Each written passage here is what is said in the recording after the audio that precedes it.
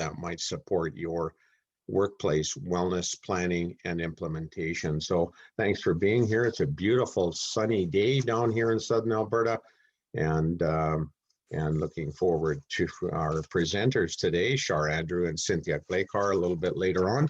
We'll start with the acknowledgement of the land.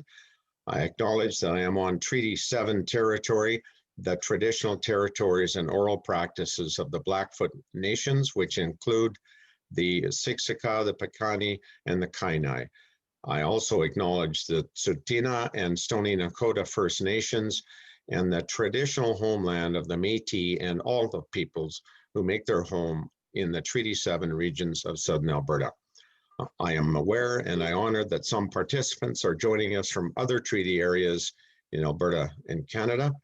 We at CAS commit to restoring and honoring the truth and reconciliation calls to action. We strongly believe that truth must be acknowledged to move forward to reconciliation. Together, we call upon all of our collective communities to build a stronger understanding of all peoples who dwell on this land we call home. So the learning outcome for today is to support your professional learning, of course, and your professional practice. And we will also use stories of practice. CAST members have often said over the past few years that they like to learn with and from their colleagues. So continuing along that line, we have Cynthia and Shar here today, and you know, really looking forward to what they have to say and their story of practice. So really looking forward to that. So we'll go through that school authority sharing. We'll have a breakout room at the end of that sharing for an opportunity for all of you to get together and do some planning around your own workplace wellness implementation. And now there are a couple of school authorities where there's only 2 people here.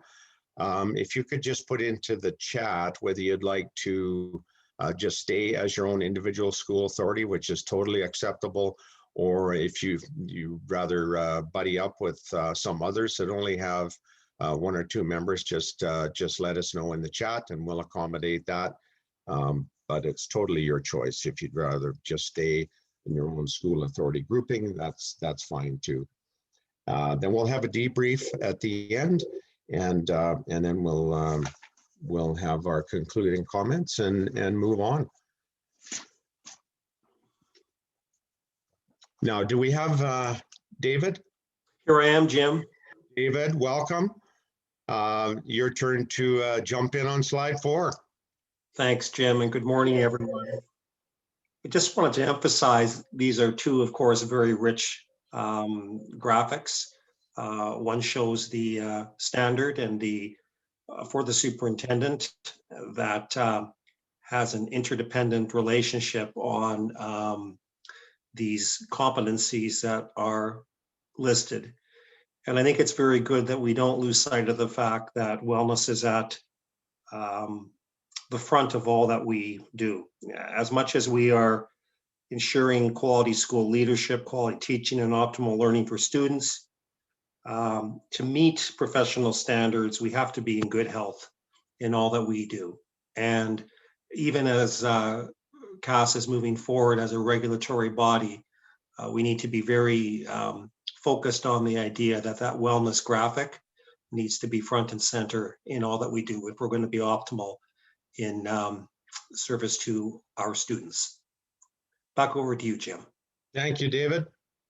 And Brian is with us today as well. Welcome, Brian. If you can take us through slide 5. Absolutely. Thank you, Jim. Thank you, David. Last week in an email we shared with you, we suggested your homework before the session was to complete this self-assessment and as well have a copy of both the planning and implementation guide handy for all 3 sessions. And again, as always, not to worry if that hasn't happened, you'll have a chance, especially if you're working within your own group, to have a look at that self-assessment. The purpose of that self-assessment, which is found on page 18 of the guide, is to provide you an initial opportunity to reflect on your current state of workplace wellness planning based on a comprehensive and integrated approach. And that, of course, is the main focus for this particular session today. We expect the self-assessment will show you that you're already doing many good things in relation to workplace wellness. You may not have all of the different programs and strategies in place in one plan. It might be scattered over a number of different plans, or perhaps not even really written anywhere. And of course, the guide and the use of the playbook and our Padlet of resources gives you a chance to put everything together in one place. So one outcome for this series of webinars is to create a school authority plan, or at least get a great start on such a plan. Think big, start small. When you look at all of the materials at first, if you haven't seen them yet, it can seem to be overwhelming. But the good news is that you don't have to get this all done at one time. And in fact, it will take likely a number of years to get as precise as you would hope to in such a plan. We suggest you have the planning and the implementation guide, and maybe even the fillable version. There are two versions of the guide, one to be printed in PDF, and then another one which is in PDF fillable, so you can actually type out your plan as you're going and print it off. And by the way, the guide and the playbook both print really well in booklet format. I think it's the 17 by 24 inch paper. I'm not sure I have that right, but if you use the big paper in your photocopier, it actually prints up really nice in booklet form. And developing a school authority plan is intended, of course, to be done in collaboration with others. So the work that we're doing in these webinars is intended to simply set the stage for your system leadership role and future work within your division, district, school authority, and in your community, depending upon what your planning committee looks like or might look like in the future. Having the guide close by will set the stage for that work, as well as provide an opportunity for clarification with your colleagues and of course with us at any time, and we'll maybe just pop in quickly. We'll see how everybody is doing once you get to your breakout rooms, and just double check that to see whether you might need any help or have some questions kind of along the way. And Claudine will be plunking some of these resources into the chat box as we move along, just in case you don't have those documents handy, that you can at least have them in electronic format by the time you get to your working sections of breakout rooms. Thanks, Jim. Thank you, Brian. One thing I might add to that is that Brian and I are available to coach, mentor, and support any of our school authority colleagues around the province. If there's ever a need for that kind of support, we're happy to come and do that. And we're currently engaged with 2 school authorities in the province, and there's certainly lots of room on our plate for more of that. So we're happy to help out where necessary. It's my pleasure now to introduce Shar Andrew. She is the Health and Wellness Coordinator for Red Deer Catholic, and Shar has so kindly accepted our invitation to present today to colleagues. And I think, Claudine, we're probably in the 20 range. So a good sampling of school authorities from across the province. Shar, welcome. Thank you, Jim. Can everybody hear me okay? Okay, perfect. I might have an online learner that comes into the kitchen for some breakfast. No, I hope he doesn't. So lots of the schools in our division have gone to online yesterday. So we know what that's all about. But thank you for this opportunity, Jim. I appreciate being able to sort of tell our story in Red Deer Catholic. I'm a bit of a mover, so I wish I was standing up and moving in front of you, but I'll do my best to control my movement here. I think the best thing to do is just to tell you how our story began and where we're at now. I won't take too much time. But the first thing that I want to say is I think it's really important to have the right person in your division or group of people to help move wellness forward. I've been thinking about this presentation all weekend, and it's amazing the things that we have done in our division throughout the last 13 years. But it's also changing, and we know that, right? And that information or that push for wellness has got to start from the top. So I'm just going to start with our first slide. I won't spend a whole bunch of time because we go back all the way to 2008 when this position first started. But our superintendents and our trustees got together and identified that, you know what, our staff need some support with their wellness journey. We know that when staff are well, they take less sick days, and that costs the division less. We don't spend as much money on those sub costs. That was sort of one of the pushes, but we also know that when people are well, whether it's our bus drivers, our cafeteria workers, our EAs, when our staff are well, they can do their jobs better. And in turn, our staff can model that wellness behavior to their students, and their students will be well. And that will make them better learners. So wellness in general is it's almost a no-brainer. We need to have wellness in our division. And I've been in the wellness industry for over 32 years. So it is my passion. And I was really excited when this opportunity came up to apply for this position. I know a little bit about schools. My husband is a teacher and now an administrator. So I had a little bit better understanding, I think, than maybe some of the people in my industry. So to put those two things together for me was an absolute blessing. So we identified it as a priority. A health and wellness coordinator was hired, someone before me. She was in this position for 3 years. And then they created a staff wellness incentive program. I'm not going to talk a whole bunch about it on this slide. I'm going to address it a little bit later because we did change it a little bit. When they first started, they had wellness champions, and at that time they were called health champions in the division, and student wellness action teams in about 70% of the schools. So it was a start for the division with those teams in place. And then we brought a steering committee together, and that included people from Alberta Health Services. We had admins, we had parents, we had trustees. So lots of different stakeholders created a steering committee. I'll go to the next slide. So I entered in 2010 as the new health and wellness coordinator with a little bit different skill set than the lady who was in this position before me. And if you guys have any questions, make sure, at the end you have an opportunity to ask questions. So if you have any questions, make sure you're writing some questions down. Now we put the big push on the wellness champions in the schools, and we had wellness champions and student wellness action teams in 100% of our schools. So that was a big success for us.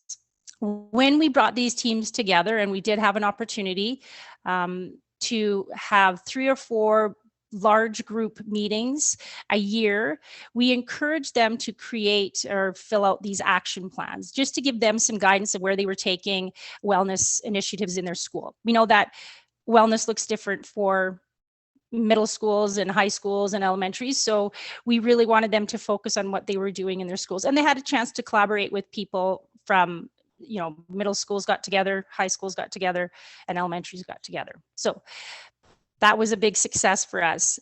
Then we had the steering committee create a 3-year strategic plan. And for my own guidance in my role, it was needed because we wanted to make sure that we were focusing on certain areas, right? We could have been doing everything, and it just would have been too much. But we did follow the comprehensive school health model at the time, and we made sure that our wellness champions and our student action teams were also following that comprehensive school health model.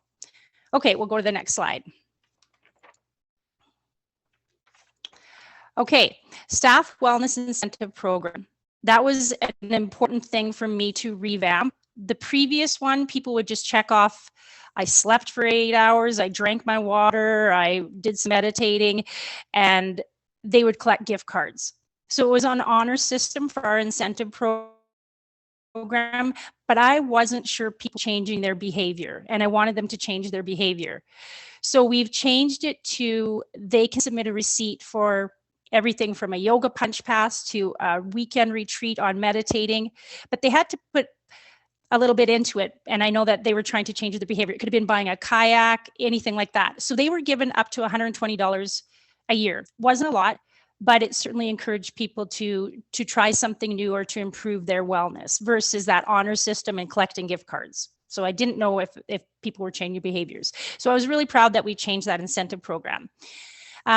We brought together a positive mental health project was created, or team, and that's different. I put Red Deer Catholic behind it because I know Alberta Health Services have positive mental health facilitators as well. So at that point in our community in Red Deer, there was a lot of suicides in our young people. So we knew that we had to work on their mental health. So we brought together our counselors, our family school enhancement counselors, and our wellness champions, because we know that all of those surrounding supports could help people. We know that when people are physically well, it helps enhance their mental wellness. So we brought those teams together and worked in team for a couple of years. Now, the interesting thing is, even though the project has kind of dismantled, those teams are still in place in the schools. So we have our family school enhancement counselors and our wellness champions meeting together to still move wellness forward in their schools. So that was exciting for me. Alberta Health Services, Ever Active Schools, ASEBP just became a bigger support, I felt. And I think maybe it's because they had the right people in place in those places.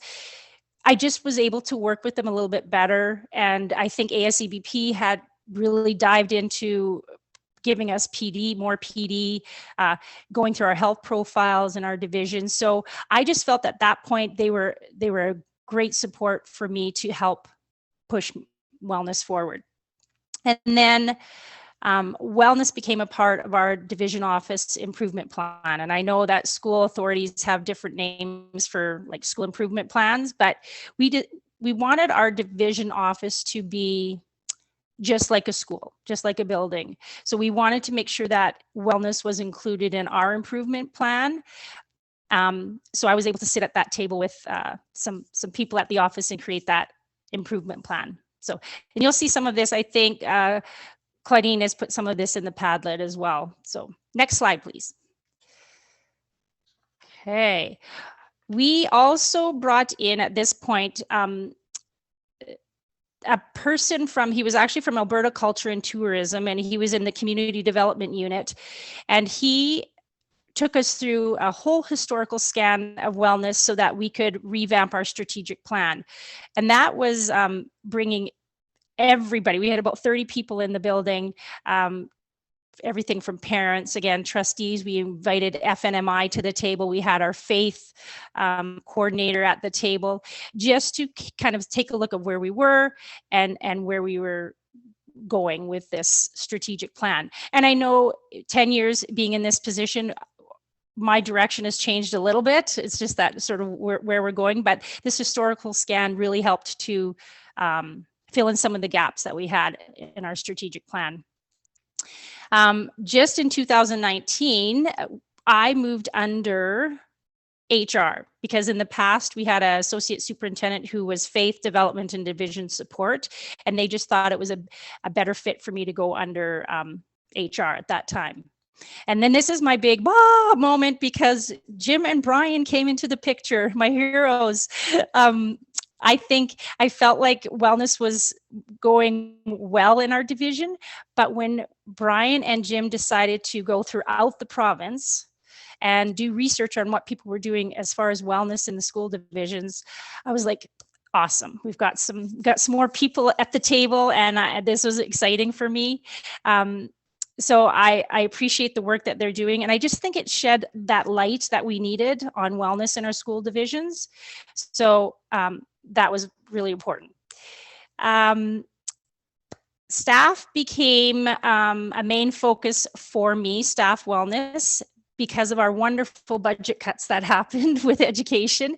My position was cut to 0.5. And I knew that the wellness in our schools with our student wellness action teams and our wellness champions, they were going strong, right? They needed a little bit of, we still meet a couple times virtually, but staff wellness became a priority for me. So that's what I'm focusing on right now, of course. Now, this workplace planning and implementation guide was so great for us to sit down as a committee and go through that guide and say, yep, we've got this done. We've got this done. We've been doing this a long time. We're we've got some gaps in this area. So it really helped us to build this, this wellness plan for our division. We had data collected from admins, counselors, our wellness champions, and from that data, we kind of determined what we were going to put into our wellness plan. We ended up using the dimensions of wellness to create our staff wellness assurance plan. And we picked 4 dimensions of wellness. I know there's 8 dimensions, but we really, from the data that we collected, we felt that those 4 dimensions of wellness are what we needed in our plan. So I think next slide. Yeah, perfect. So our staff wellness assurance plan was created, and then we created a staff wellness measurement tool to see where our staff was, especially after we started doing PD. I've been going out to the schools and doing PD that aligns with our wellness assurance plan. We also wanted to see how much our staff understood what those dimensions of wellness were at, where they were at on a scale of 1 to 10 in those dimensions of wellness. And that helped me to plan what kind of PD I am delivering to the schools. We also presented the wellness plan to our trustees, and they were quite happy with it. They are a big support when it comes to wellness in our division. And we were going to include, we're still trying to decide where we want to put this assurance plan. Do we put it in our 3-year division improvement plan? Do we put it in the school improvement plans, or the school assurance plans, I believe is the language now. So we really want to make sure that it's getting done in the schools, and we have a lot of support. Our admin are great in our division. At the beginning of my job, we had a hard time with some administrators that buy in for wellness, but they're all on board right now. And then this staff wellness landing pad that was created, I'm glad that we could link this to the Padlet, because this is where the staff or division go for any sort of resources that they need when it comes to those 4 dimensions of wellness. So if you guys want to take a look at that sometime, and if you have any questions, I think it's a useful resource. Okay, whew, lots to talk about. Next slide, please. So this is who was involved in creating our wellness plan. Of course, myself, our superintendent of personnel, our faith permeation lead teacher, because one of our dimensions of wellness is spiritual. Our division psychologist, she was really supportive when we talked about the dimensions of emotional wellness and psychological wellness. Our Alberta Health School facilitator, of course, is always a huge support to me. And then ASCBP, with doing things like our health profile, we invited her to the table because of all the knowledge that she has. Those who was involved in creating the wellness plan. And then the next slide, please. So what is the impact of a wellness plan? Well, it's pretty simple. It prioritizes staff wellness in the division. It educates staff on their personal wellness and the impact that it has on all aspects of their life. It gives that wellness a consistent language and understanding. A plan creates a consistent direction moving forward. What gets measured gets done, right? So that's one of the reasons, that's the impact that it has on wellness. It also encourages self-responsibility for our staff, right? To take that self-responsibility for their own wellness. Okay, next slide. I hope there's lots of questions later. So how can developing a wellness plan address professional practice standards? So living with an administrator, he speaks this language all the time, and he talks about this when he's doing, planning for himself and evaluations on his staff. So this is where it will fit in on those LQS and TQS orders. If you have any more questions about this, please don't hesitate to ask, and I can answer some more questions on this if you want. Okay, I think I'm done. Oh, and then just some fun things. This is but my little 15 minutes of fame. No, I'm kidding. So these are just some of the things. I mean, I love the fact that I was able to go in and support student wellness, and I'm sad that I can't go into the school, partly because of budget, but partly because of COVID. But I loved working with the students. That was kind of my jam. And then I also love doing physical activity with the staff, because that, again, is my background. But we've done so many different things in our division. As I reflected back, even at one point, we had a grant from Hellman's Mayonnaise, and we took a deep fryer out of one of our schools, and then we had a monster truck drive over the deep fryer. Like, I was thinking way back to some of the things that we did as far as wellness goes. And then we were part of a national commercial with the Hellman's Mayonnaise, and I think his name was Rocco Desperado, the chef. So we have done so many different things in this journey of wellness in our division, and I will be happy to answer any questions that you might have. And thanks for this opportunity, Jim.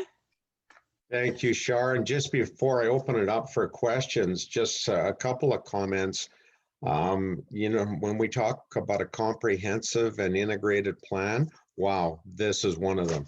That an incredible wellness plan. When I talked to Kathleen, her comment was, talk to Ryan or Shar, and I think you'll love our plan. And she was bang on. It's a great workplace wellness plan, and I love the connection back to students. I mean, that's what it's all about, and it's a major reason why we do this work. And I just comment about Zone 4 and Friends. I had the opportunity to sit in with that group a couple of years ago. I think it was the last one you had face to face. And well, Zone 4 has got it going on. I mean, there was so many cool things happening there, lots of sharing. I mean, you talk about a huge 150-person community of practice. Well, that was it. And so anyways, well done. Great presentation today, and I'll open it up now for any questions.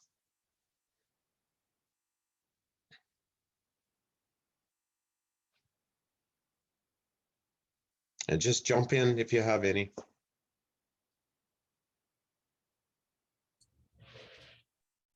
Great. Okay. Hearing none. And the chat box is live. So if you have any questions you want to throw in there, please do so. Now it's my pleasure to welcome Cynthia Glakar. And Cynthia is the staff learning director of staff learning for Foothills School Division. And Cynthia has a presentation for us today as well. We're looking forward to that one also. Cynthia, over to you. Thanks, Jim. It's really great to be here today. We are in a different place in our journey than Shar just described. So you'll get to hear how we got started and where we are. So we began with a need coming from our stakeholders, and there was feedback coming forward that we had this really strong student advisory committee that was focused on wellness and well-being for students, where we were working through the comprehensive school health work, and we were having students lead wellness for students in their schools. We had training and learning happening around social emotional wellness, and we have a mental health team to support students. And parallel to that, we had a teacher advisory committee. And these folks 2 years ago were giving advice through questions and just an open feedback forum to our board of trustees and our executive team. And that teacher advisory committee brought the voice forward that what if our group also focused on staff wellness and well-being? So could there be a shift in focus? So that was the beginning of a conversation and a journey at the same time that we were getting a new superintendent and a shift in our executive leadership in our system. So the teacher advisory committee shifted to become those wellness leads in our system. And it went from being a teacher advisory committee to a staff advisory committee with stakeholders from across our system, from transportation, from technology services, from maintenance. And they really became a shared leadership team to work with the teams in their schools to bring wellness and well-being to the forefront. So it became an all staff. And now we have these two teams, the student team and the teacher team, working in parallel. So then at the same time that shift happened at the start of this year, my title changed a little bit. So I went from being identified as a staff learning to staff and wellness learning director for our system, to bring really that focus into the forefront and start to identify that there was someone responsible for specifically focusing on the staff side of things. And there's a director who also works to lead the student wellness lens, and we now work in parallel. So what I will share with you today is the staff part of the journey, as that is in my portfolio. So next slide, please. So when this need was identified, it went to the Board of Trustees and our new superintendent, and they supported the priority holistically and you know, really big way. And it became part of the language of Foothills School Division that we have a focus on staff wellness and well-being. And then our top level leadership took the CAS Workplace Wellness Planning and Implementation Guide that Jim and Brian created for us. And they worked through that to do an audit and review what were they hearing, what's the evidence, where do we think we are, and how can we start to create a more fulsome plan for workplace wellness in our system. And then once they had their audit, they took that and they started to work with the administrators and the middle management teams to consult and say, this is where we think we are, where do you see us? And so there was this variety of engagement levels to really start to identify a workplace wellness plan. And from there, it was identified that we needed a very specific staff wellness and well-being strategic plan that lived in our assurance planning, just like our student focus plan did. So next slide, please. So as we started to look at that, we had to look at, we have our why, we know that this is a need coming from our system. Now we need to think about what, who, and how. And so what was really about, how will we collect evidence about what's happening for us? And we chose the Guarding Minds at Work survey. And through that, I'll speak more on the next slide to how we went through and got stakeholder voice. Guarding Minds doesn't completely parallel all of the pieces in the CAS planning guide, but it does give a really good indicator of some of the pieces. So that was our starting place. And then we looked at how. So how does that evidence and that data inform our strategic planning? And we really, in our system, there's a lot of talk about coherence and alignment, People felt that there were so many things happening. And so as we added a strategic plan about workplace wellness, we certainly did not want that to become an add-on or another thing. So how did we ensure that people saw alignment in what we were doing? And we also focused on some modeling pieces from our upper level management team. And then the who. We really wanted shared leadership for this. And Brian and Shar, Brian put it in the chat and Shar spoke to it. We really took the perspective that workplace wellness is a collective and an individual responsibility. And there is much evidence and research to show that. So as a system, we need to create the culture where wellness is the easy choice and it's an acceptable conversation. And then how do we invite individuals to step into that conversation and take on their responsibility for themselves?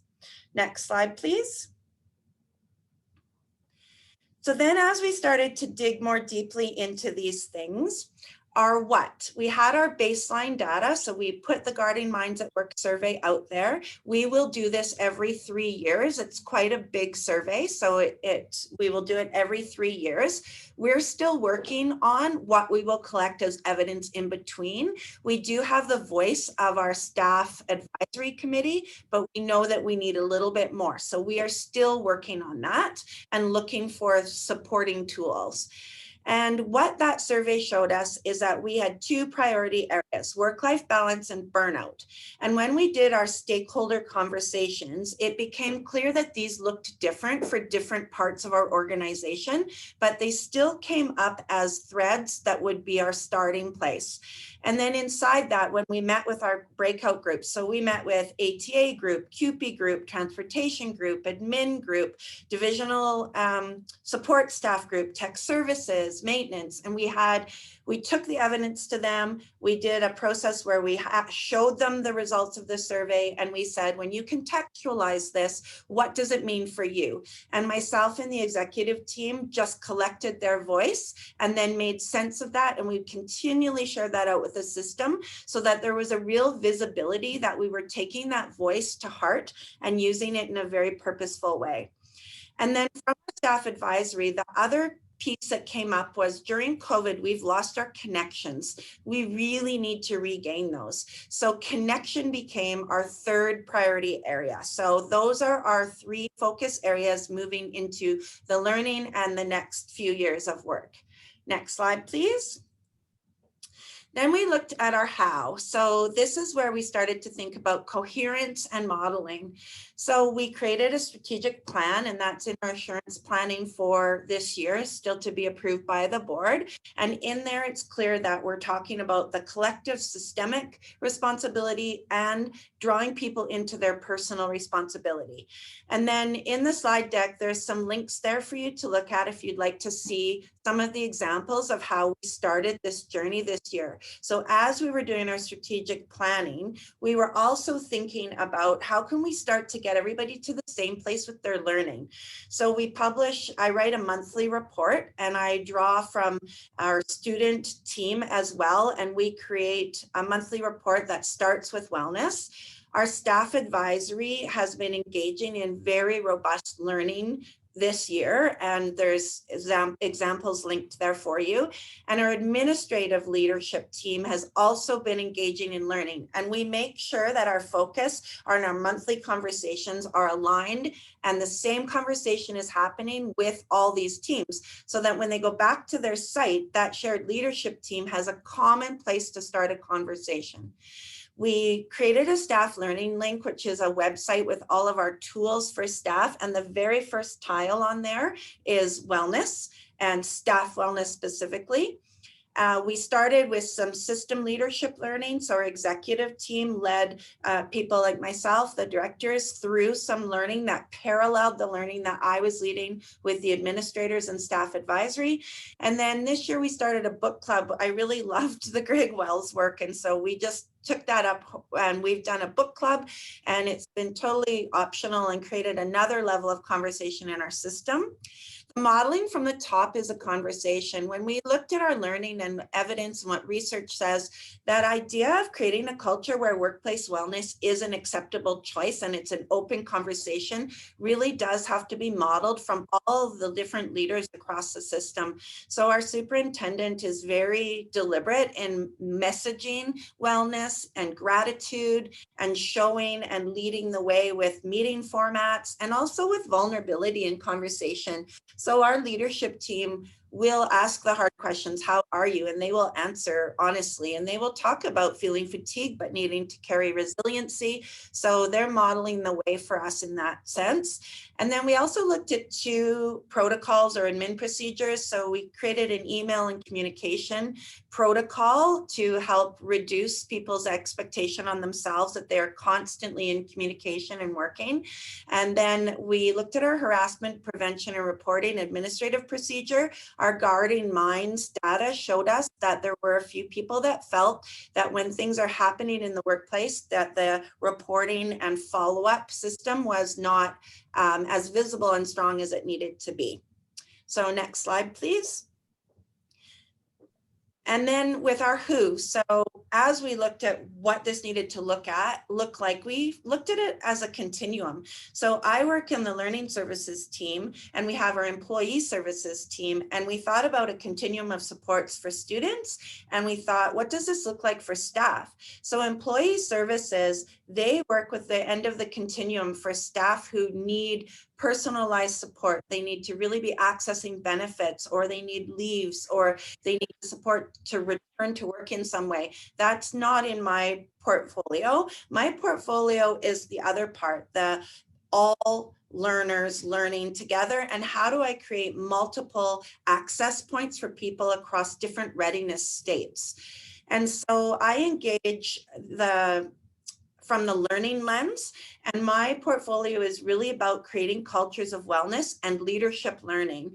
And again, that goes through the school administrative team and the staff advisory committee. And I draw on the partnership of Alberta Health Services and the Alberta School Employees Benefits Partners to lead that learning. We do it in conjunction. I'm in conversation with them monthly to design the learning.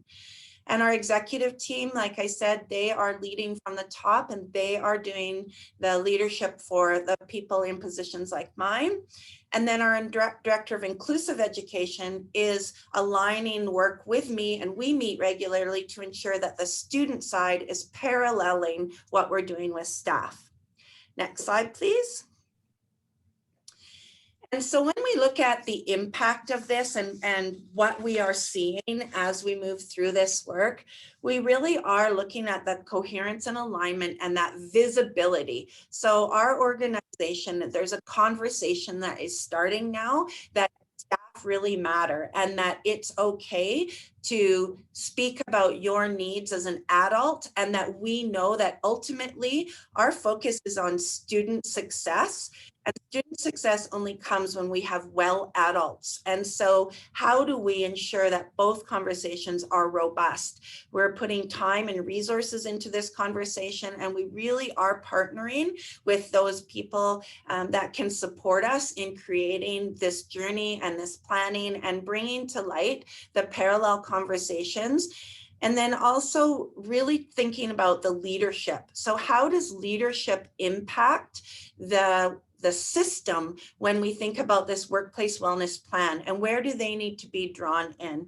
So we are just finishing our first bit of planning. And if you go to the next slide, I'm doing this in conjunction with our staff advisory committee. So our next meeting, I put a link there to a copy of our initial planning. We're not finished yet. I've been engaging with our partners, but to end this year, what will be happening is I have the strategic plan that I've written, and then I will be creating this visual plan. And I learned this at a workshop that I went to, and our school sites and our transportation and technology services, all of those folks will come together, and we will each have a visual strategic plan to guide us. And our partners from AESVP and Alberta Health Services have some processes to take us through to guide us at our next meeting in this conversation. So we're working on some front matter to help people understand what this can look like. And we chose this visual representation because we thought it was accessible for all sorts of leadership levels across our system. So folks like the teachers and the bus drivers who come to our meetings to represent their teams, we feel that this is an accessible way to access a plan that then can guide each site in moving forward with our 3 priority areas and addressing our why next year and over the next little while. So if you want to know more about how that works or anything, feel free to reach out. My email and everything is there. I just think it's a really great tool to use across our system. So that is where we are so far in our journey in Foothills as we begin this conversation. Well done, Cynthia. Thank you. So many things going on, and it's our pleasure, of course, to work with Foothills. We've been working with your executive team and hope to get to work with your senior leadership team very soon. That's exciting for us. And that great connection back to culture, Cynthia, such a vital part of any workplace wellness plan is just establishing that culture. You know, people aren't doing things because somebody suggested or even modeled it, but modeling is an incredible part of establishing a culture. So well done. And I love the connection back to the trustees. And I know Shar mentioned that as well. It's such an important part of including leadership. I mean, that's the ultimate leadership group. And so great connection back to trustees. Data collection. I mean, this is really a comprehensive and integrated plan. And I'm excited to see where that goes in the next little while, and we're happy to help out and be a part of that too. Great job, Cynthia. Thank you. And any questions for Cynthia?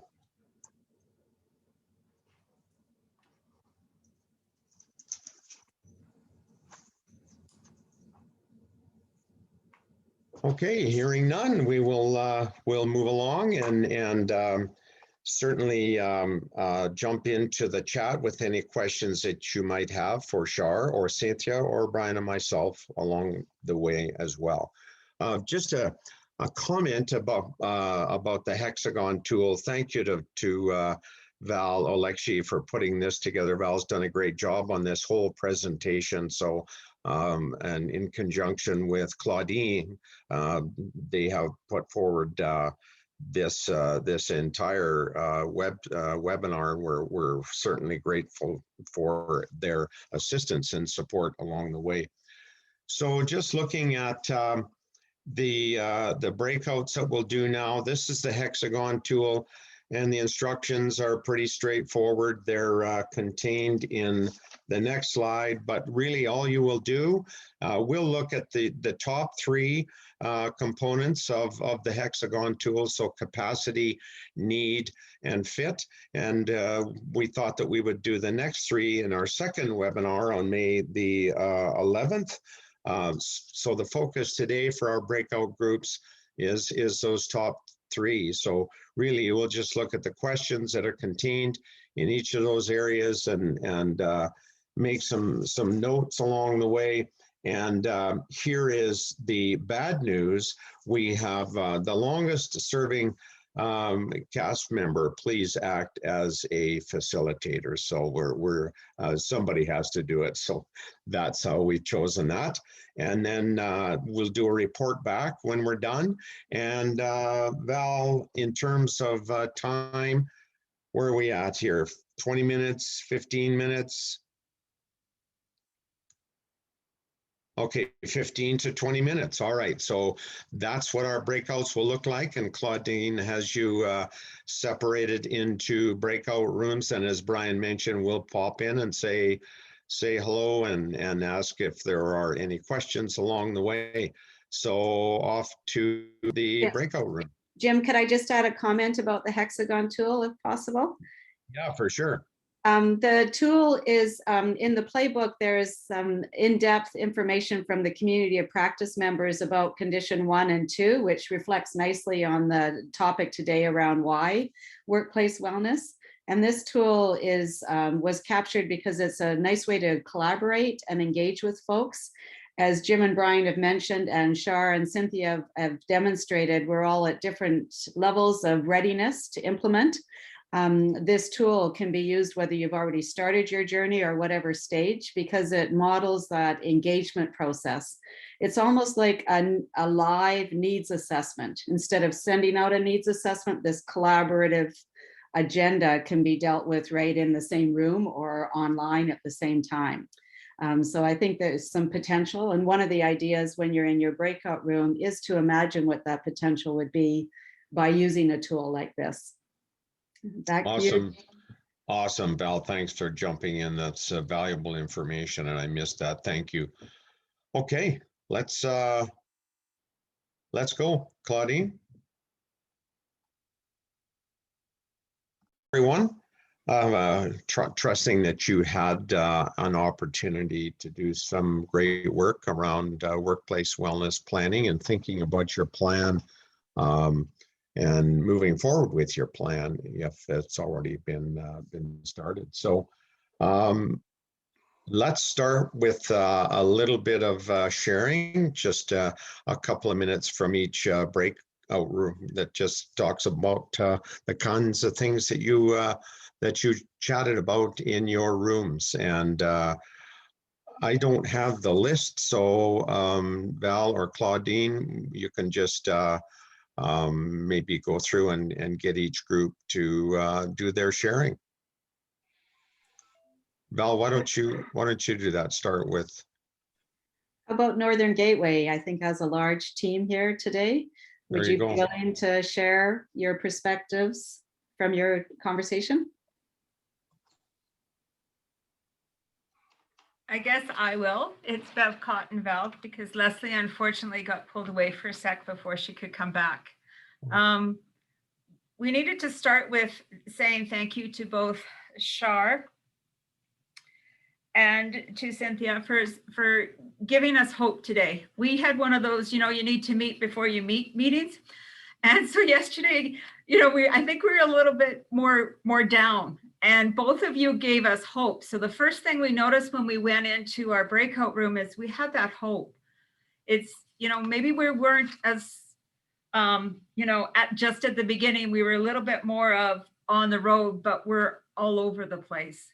We haven't solidified anything. And that's when, even hearing both of your stories about how you can use that implementation guide and the planning guide to get started, and knowing we need a vision and a mission and something to get us started. So when we went through the hexagon tool, we actually ranked most of it as medium, and we felt the readiness and the timing, even though we're going to be doing a change in leadership here, this is the timing it's right for us as a division to move a little bit more forward on workplace wellness and well-being. Thank you, Bev. Well done.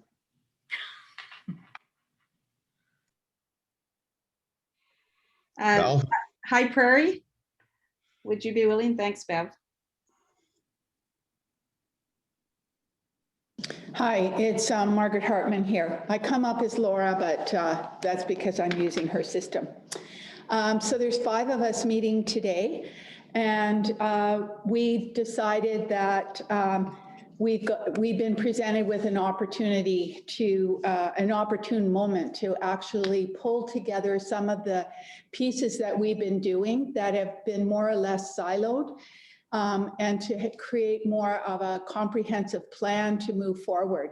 So we have some data in different spots, and we put kind of a qualitative spin on it, that we have staff expressing need for wellness focus. We've had a pretty comprehensive look at what we're doing with students, and so we can use that as a springboard into kind of wrapping that around and creating a more focused plan for how to unfold wellness with staff. So we've identified that we're at a high need to do this, and we didn't really get past the conversation around need. So that kind of speaks to our need to come together and address things with our multiple stakeholders. Thank you for sharing. Rocky View, would you be willing to share? Yes, it's Lyndon Chubb's Reagan. She accidentally lost her computer, or either that she just wanted to throw me under the bus. So yeah, we talked about the capacity to implement, and we don't have a formal wellness program yet, but we have an informal one. We have it split. HR does some work with wellness, and we have our learning department that also does a lot of work with it. So we have the high capacity to implement. We just have to amalgamate all those smaller pieces to get the program formalized and started.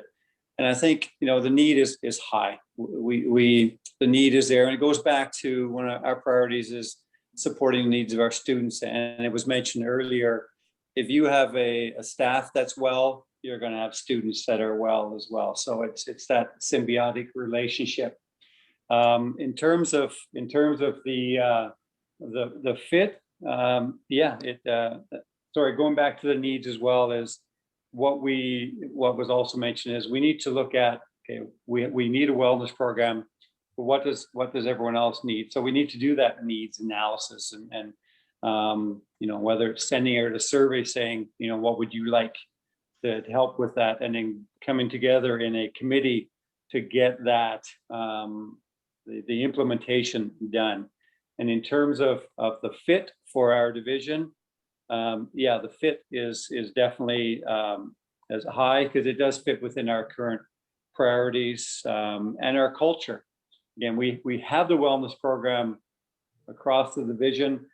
We just need to formalize it and bring the key players together within HR, within our learning department. Even we've got respect in the workplace. We've had working minds training. So we have everything all over the place. We just now need to concentrate it into a formalized wellness plan. Thanks for sharing, Lyndon, that comprehensive and integrated kind of connections. Any feedback on the hexagon tool from anybody? think there's value in using a tool like that for a dialogue, or? How about over to you, Horizon? Just a couple more, Jim, and then I'll turn it back to you. Okay. I may just sound like a repetition of my previous colleagues who have spoken, but we are also in the same boat where, you know, we've done a lot of positive, forward-thinking things in regard to wellness for staff, but again, that comprehensive and integrated approach is missing.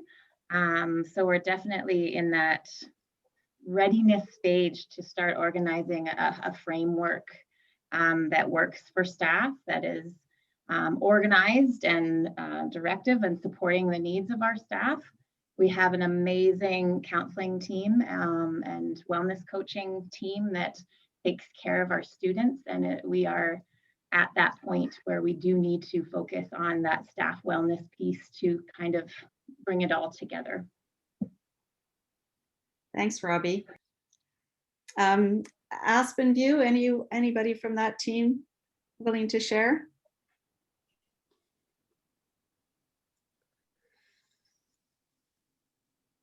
Minute, Val. Hey, Val. I just had to find my unmute button. Well, it's really interesting. It's really interesting, and you and I have had this conversation a lot about how do we move that off the corner of someone's desk and to make it a priority. Aspen View has had a culture for many years about people first. So we certainly have all of the groundwork. Most of the decision making in our office, in our division offices, comes with that rider about, do we have the capacity in our schools? What is going to be the ripple effect on our teachers and therefore on our students around a lot of decisions that we make. So we already have been working in a culture that is people and teacher and administrator and student sort of first as our priority. We've had the ebb and flow of sending everybody off to shaping the future. We've had wellness champions at each one of our buildings. We've had various initiatives, but what we're really seeing now as we embed it in our 3-year or in our assurance model is how are we going to formalize and put it together in a plan. So we feel we've got a lot of the groundwork in place and we've got a culture of wellness. And I believe that when we do our initial survey, we will find that our people feel that we are taking care of their wellness in a variety of ways. But it's really just moving that forward to the next step. And we just may be getting a hold of Jim and Brian and saying, help us out. But we are looking for a tool. And I know there were a couple of tools mentioned about that comprehensive survey that we can actually do with staff to sort of get some baseline data and move forward with it. So I'm putting that request out if anyone has, but if not, I'll be in touch with Jim and Brian, and I'm sure they can help me out with that. But yeah, thanks. The pinwheel was wonderful. It's good to stimulate that conversation. And we actually see this, you know, there's a student services component, there's an HR component working with ASEBP, there's a senior leadership component. So it truly is something that has to be a collaborative effort from our division office as we work towards implementing something, and of course engaging others. But for sure, we need to know our plan. Thanks, everyone. Over to you, Jim, just given time for today's session. Yeah, for sure. Thank you, Val, and thanks for those that stepped up to provide some sharing. Excellent thoughts for sure. David and Brian have both asked for a couple of opportunities for closing comments, especially as it relates to our presenters today. So David, we'll start with you. Thanks, Jim. I just want to thank Shar with Red Deer Catholic and Cynthia at Foothills for sharing two outstanding stories of practice for a school jurisdiction. You know, when you pay attention to anything and it expands and it grows, you pay attention to your houseplants, they grow. You pay attention to a cause like wellness, and your knowledge and passion will grow with it. And credit to both of these examples that demonstrate that the attention to it is actually at the governor level and cascades all the way through the school system. And that's the greatest assurance that something like this will be valued and acted upon. And so what I was most impressed with was the systemic focus right throughout the system, because that's the assurance that it's going to be. This is simply our way of doing things at the school jurisdiction I'm at. Culture is about the way we do things here. And these were two great stories about the culture of wellness. So thank you very much, and thank you to the participants. Thank you, David. Brian?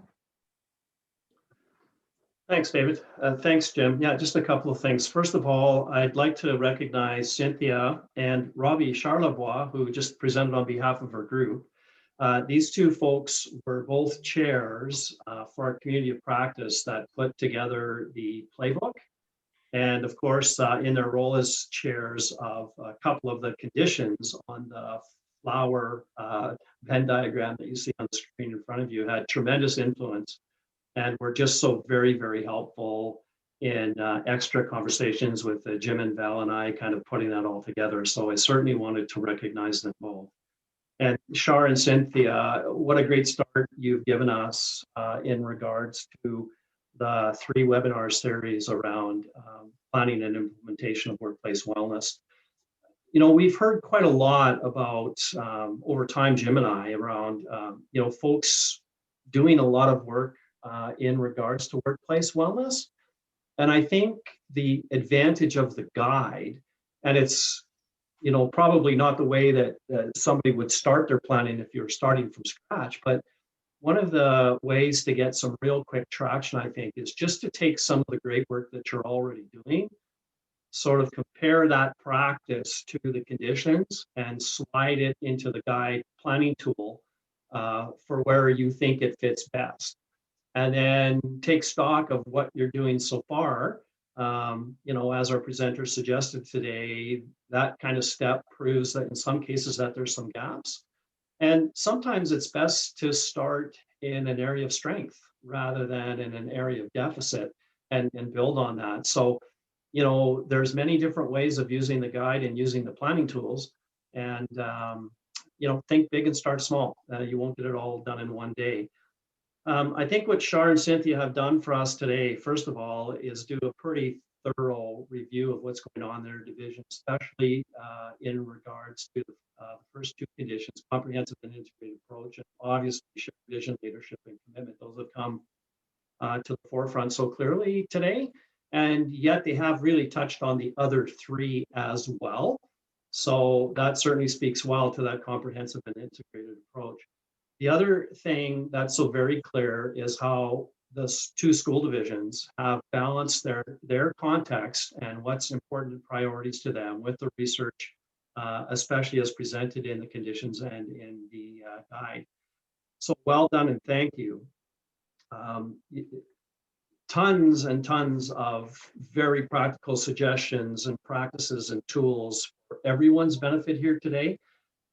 You've had tremendous influence, the 2 of you, on the work going forward from the people who are here today, giving them an opportunity of some quick traction moving forward and some things to think about.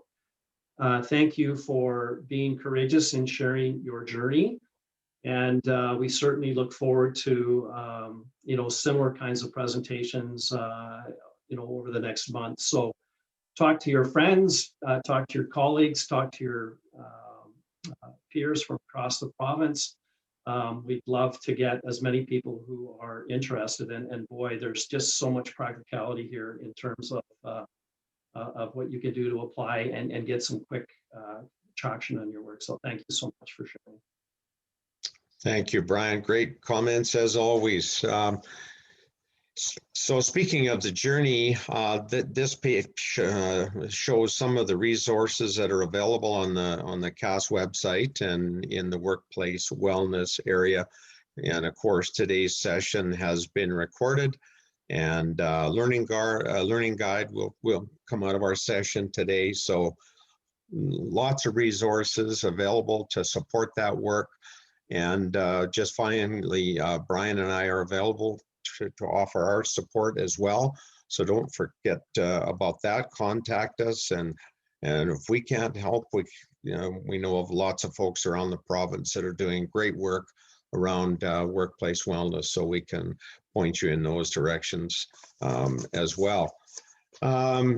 So just a little pitch about our next two webinars. We'll have one on the 11th of May, and they're starting at 8:30 and going to 10 o'clock as well, and one on the 25th of May, and we're hopeful to have everyone that's here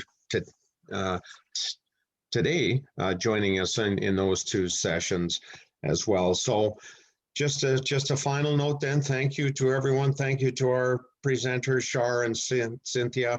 A great impact for sure, and just such great things going on with wellness around the province. And we're thankful to all of you, and of course thanks to my colleague Brian, and once again to Val and Claudine for putting this together today. I think it was a great webinar, a great first session, and we're looking forward to the next couple of sessions coming up on the 11th and the 25th. Great. Thanks, everyone. Bye for now.